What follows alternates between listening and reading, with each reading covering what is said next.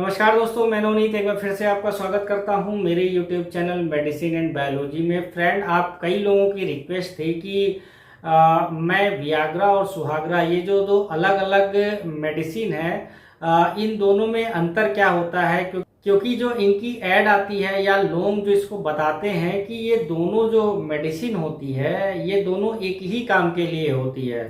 तो आज के इस वीडियो में हम वियाग्रा वर्सेस सुहाग्रा की फुल डिटेल में बात करेंगे। और फ्रेंड, एक बार फिर से आपसे वही रिक्वेस्ट है, चैनल पर पहली बार आए हैं तो चैनल को सब्सक्राइब करना ना भूलें। वीडियो अगर आपको पसंद आती है, लगता है ये वीडियो आपके लिए यूजफुल है, तो आप इसको अपने फ्रेंड के साथ में शेयर करना ना भूलें। चलिए शुरू करते हैं।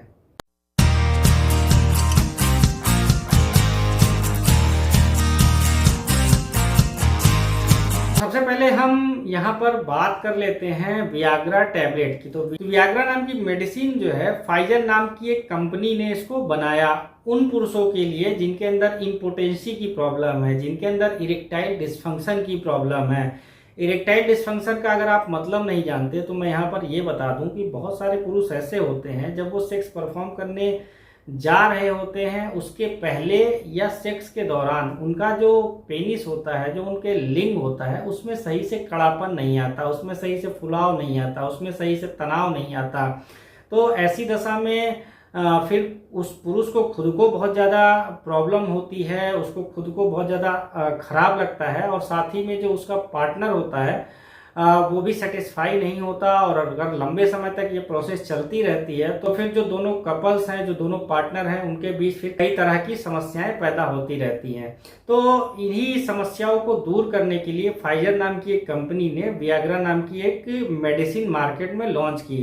वियाग्रा जो मेडिसिन है उसके अंदर जो साल्ट पाया जाता है वो सिल्डेनाफिल साल्ट पाया जाता है। तो सिल्डेनाफिल साल्ट जो है वो रिसर्च मॉलिक्यूल है फाइजर का। लेकिन अभी जो आप वियाग्रा नाम की टैबलेट देखेंगे, उस पर जो आप कंपनी का नाम देखेंगे जो इसको मार्केट कर रही है, वो माइलान नाम की एक कंपनी है जो इसको मार्केट कर रही है। तो फाइजर ने अपना ब्रांड माइलान नाम की कंपनी को बेच दिया है, और फिलहाल वियाग्रा नाम की जो मेडिसिन है वो माइलैन नाम की एक कंपनी अभी इसको इंडिया में बेच रही है। अब बात कर लेते हैं हम सुहाग्रा की। तो सुहाग्रा में भी अगर आप देखेंगे तो उसमें भी सिल्डेनाफिल साल्ट पाया जाता है। और सिल्डेनाफिल, जैसा मैंने पहले ही बताया, ये रिसर्च मॉलिक्यूल है फाइजर का। लेकिन एक बार जब पेटेंटशिप किसी भी मॉलिक्यूल की खत्म हो जाती है तो उसकी कॉपी करके इंडिया में जितनी भी कंपनियां हैं वो सेम जो साल्ट वाली मेडिसिन है उसका अलग अलग ब्रांड नेम देके उसको इंडिया में मार्केट कर सकती हैं।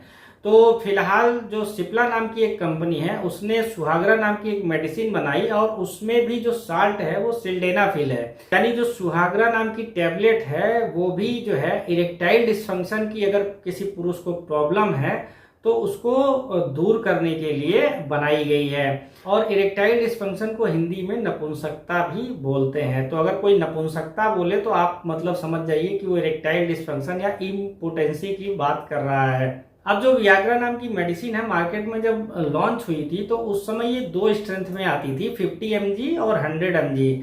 और मार्केट में ये कई सालों तक 50 mg और 100 mg की स्ट्रेंथ ही बिकी। लेकिन अभी जो सिप्ला नाम की कंपनी है जिसने सुहाग्रा नाम की मेडिसिन बनाई है, उसने 50 mg का भी हाफ कर दिया और 25 mg सिल्डेनाफिल मार्केट में लॉन्च किया, और सेम नाम से है सुहाग्रा 25 mg। यानी सुहाग्रा की जो स्ट्रेंथ मार्केट में आती है वो सुहाग्रा 25 mg भी आती है, 50 mg भी आती है, 100 mg भी आती है। लेकिन वियाग्रा जो है वो 50 mg और 100 mg में ही अभी आपको मिलेगी। दोनों की प्राइस में बहुत ज्यादा डिफरेंस है। वियाग्रा 50 mg की अगर मेडिसिन की बात करें तो मेरे ख्याल से ये दो टैबलेट 500 रुपीज के आसपास आती हैं, और वहीं पे अगर कंपेयर करेंगे सुहाग्रा की तो इसका दाम जो है वियाग्रा के कंपेयर में काफी ज्यादा कम है। अब तो आपको भी समझ में आ गया होगा कि आप चाहे वियाग्रा का इस्तेमाल करें चाहे सुहाग्रा का इस्तेमाल करें, दोनों का इफेक्ट एक ही होगा। दोनों ही इरेक्टाइल डिस्फंक्शन की प्रॉब्लम को दूर करने के लिए ही बनाई गई हैं। बहुत सारे लोगों को ऐसा लगता है कि वो अगर 25 mg 50 mg का इस्तेमाल ना करके सबसे पहले वो 100 mg का इस्तेमाल करेंगे तो उसका असर जो है बहुत ज्यादा होगा अगर वो कंपेयर करेंगे 25 mg और 50 mg में। तो ऐसे में बहुत सारे लोग ऐसा है कि वो सबसे पहले 100 mg का ही इस्तेमाल करने लगते हैं, पर ये 100% गलत है। आपको जो भी मेडिसिन इस्तेमाल करनी है, पहली बात तो डॉक्टर की सलाह पर इस्तेमाल करनी है, और दूसरी बात जो है, जो भी मेडिसिन कभी भी इस्तेमाल की जाती है तो वो हमेशा मिनिमम डोज पे इस्तेमाल की जाती है। यानी अगर आप सिल्डेनाफिल, चाहे वो सुहागरा हो चाहे वियाग्रा हो, अगर आप उसको इस्तेमाल करना चाहते हैं, पहली बार इस्तेमाल कर रहे हैं, तो आप उसकी मिनिमम डोज यानी 25 mg से ही स्टार्ट करें। ऐसा बिल्कुल नहीं होता कि 100 mg का असर ज़्यादा होगा और 25 mg का असर कम होगा, दोनों का असर सेम आएगा। अब ये अलग अलग स्ट्रेंथ बनाई क्यों गई है उसका भी मैं अभी रीजन बताऊंगा। अब जैसे आपके दिमाग में एक बात और चल रही होगी कि वियाग्रा तो 25 mg में आती ही नहीं है, तो फिर क्या करें। तो जो वियाग्रा है, जो 50 mg है, आप उसको हाफ टैबलेट करके भी इस्तेमाल कर सकते हैं।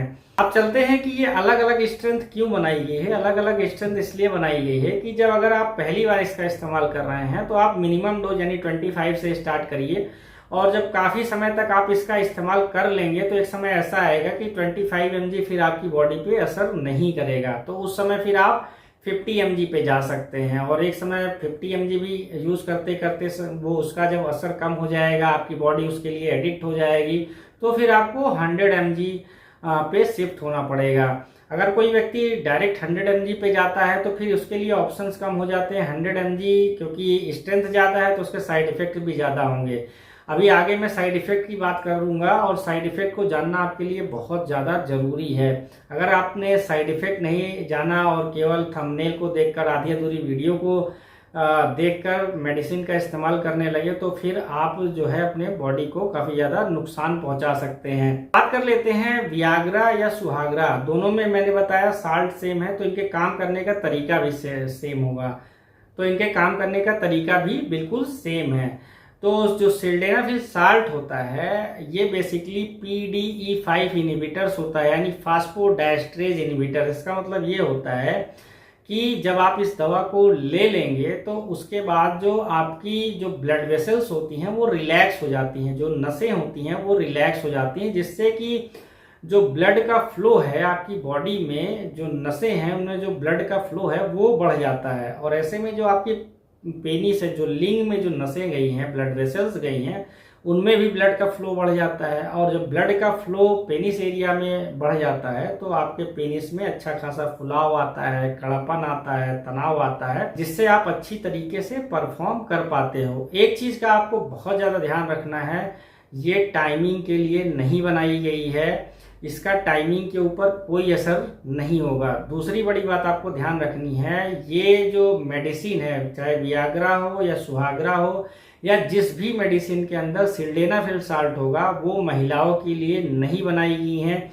महिलाओं के ऊपर इसका कोई भी असर नहीं होगा, बल्कि इसका कहीं ना कहीं उनके ऊपर साइड इफेक्ट होगा। तो बहुत सारे लोग जो ये सवाल पूछते हैं कि क्या मैं इसको किसी लड़की को चाय में मिला के, खाने में मिला के दे दूं तो उसके ऊपर भी इसका बहुत अच्छा इफेक्ट आएगा? कोई इफेक्ट नहीं आएगा, मत इस्तेमाल करिए।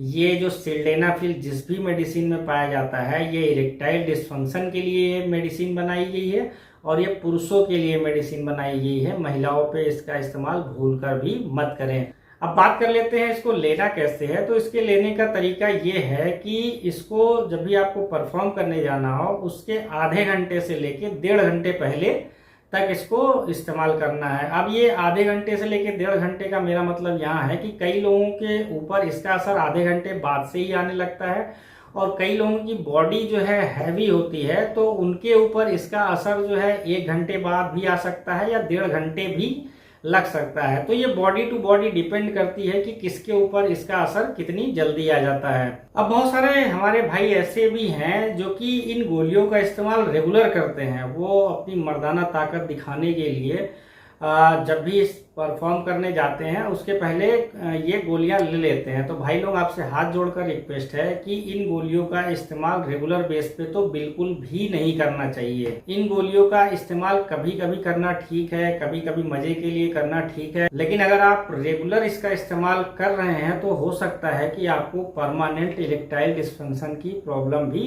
हो जाए। चलिए अब इसके साइड इफेक्ट की बात कर ले तो देखिए कई सारे तो इसके कॉमन साइड इफेक्ट्स आते हैं। बहुत सारे लोग जब इसका इस्तेमाल करते हैं तो उनको हेडेक की प्रॉब्लम होती है, उनके सर में काफ़ी ज़्यादा दर्द होता है। कई सारे लोग ऐसे भी होते हैं जिनको धुंधला धुंधला दिखाई देता है। कई लोगों की बॉडी में काफ़ी ज़्यादा पेन होता है, मसल्स में पेन होता है। कई लोगों का जो स्टमक है, जो पेट है, उसमें गड़बड़ी हो जाती है, स्टमक अपसेट हो जाता है।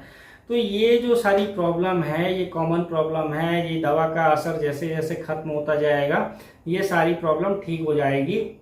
इस दवा की जो हाफ लाइफ होती है वो 4 से लेके 6 घंटे होती है, यानी कि इसको लेने के बाद इसका असर 4 से 6 घंटे तक बना रहता है। उसके बाद धीरे धीरे इसका असर कम होता जाता है।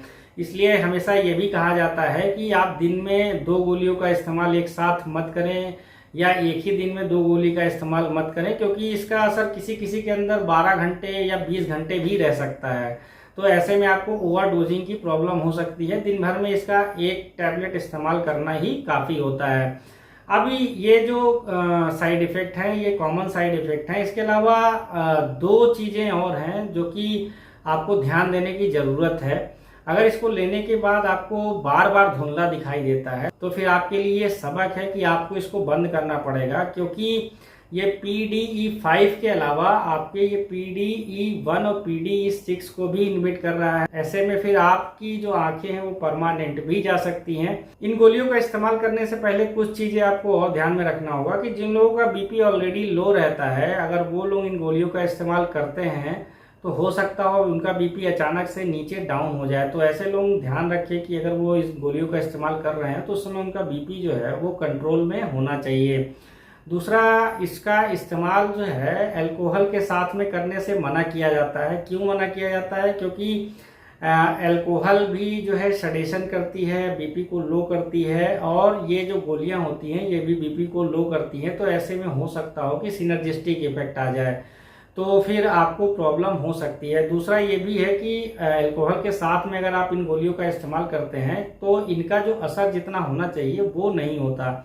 इनका जो इफेक्ट है उसमें अल्ट्रेशन आ जाता है। तो इसलिए हमेशा मना किया जाता है कि शराब के साथ में इन गोलियों का इस्तेमाल ना करें। अगर आपको शराब लेनी ही है तो आप पहले ले लें, 1 घंटे, आधे घंटे या 1 घंटे बाद जो है शराब का इस्तेमाल कर लें। क्या ये गोली प्रेग्नेंट वुमेन को भी दे सकते हैं? बिल्कुल, ये बिल्कुल भी नहीं इस्तेमाल करना चाहिए। ऑलरेडी मैंने बताया कि ये वुमेन्स के लिए तो बनाई ही नहीं गई है। जिन लोगों को लीवर और किडनी से रिलेटेड प्रॉब्लम है, या उनको कुछ दिमाग की बीमारियां हैं और उसकी दवा उनको चल रही है, तो ऐसे लोगों को भी बिना डॉक्टर की सलाह के इन गोलियों का इस्तेमाल नहीं करना चाहिए।